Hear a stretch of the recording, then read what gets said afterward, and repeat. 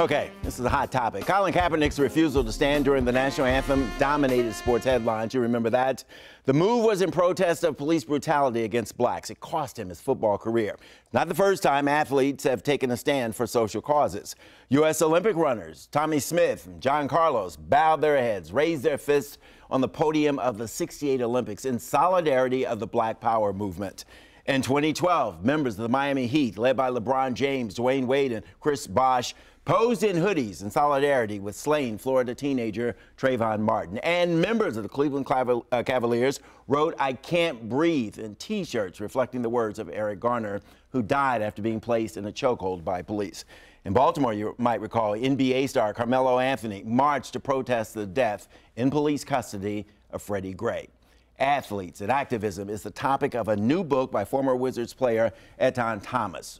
What would you say to people like Laura Ingraham who say athletes should shut up and dribble? Etan, what would you say? Well, that's not a new concept, you know, and I got the chance to be able to interview a lot of athletes from the past who I grew up really admiring and learning about, and such as Bill Russell and Kareem Abdul-Jabbar and John Carlos, who you mentioned earlier, and Dr. Harry Edwards, Mahmoud Abdul-Aruf, and they talked about how they too were told to shut up and dribble. Right. Bill Russell talked about how he was in Boston winning championship after championship, and everything was great. Everybody loved him. But then once he started talking about racism and segregation and the things that were going on, then there was a different type of a feeling. And so the shut up and dribble isn't a new thing, but I'm just glad that so many athletes right now are really using their voices. In the book, I wanted to really be able to interview current athletes right now, like you mentioned Carmelo Anthony and D. Wade and Russell Westbrook and you know, really Eric Reed and Michael Bennett, who was just traded to the Philadelphia Eagles, Torrey Smith, and have them talk about activism and talk about what has driven them to inject themselves into this conversation. And what do they tell you? Give us some of it. We want people to go out and buy the book. Definitely. Okay? But give us some of what they told you. Why today, why now? And why do they feel empowered? Well, one of the things that have really happened, of course, is social media, but really police brutality. And that's why I really wanted to bring it back to the original concept of why Kaepernick laid out his reasons for the protests in the beginning. Of course, it got kind of hijacked and turned into about the flag and about the military.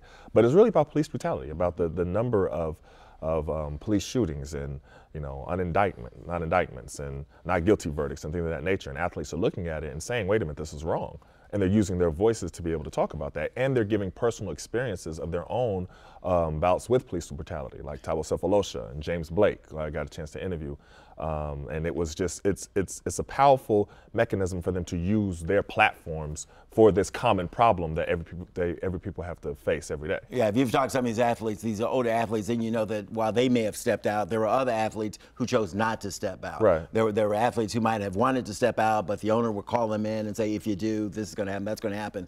What is the difference? Why is it, in addition to the police brutality, why is it that today's athlete has the clout, the political clout, the social clout, to get out there and say what they want to say and be willing to risk the consequence? Is it because they're incredibly wealthy that they have the support that you know, they're not going to end up out in the streets, they're not going to end up poor, they've got all this money, they've got the incredible marketing power.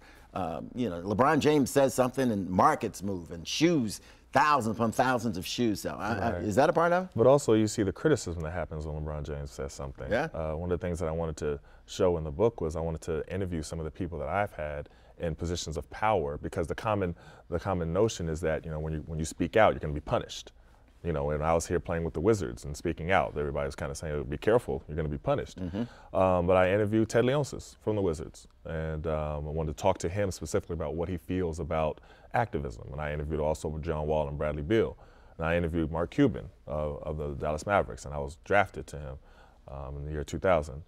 And Adam Silver, who was a commissioner of the NBA. So I interviewed all of them for them to talk about activism and how they view it. Right. And they all have an appreciation for activism. They know the history of activism in the NBA.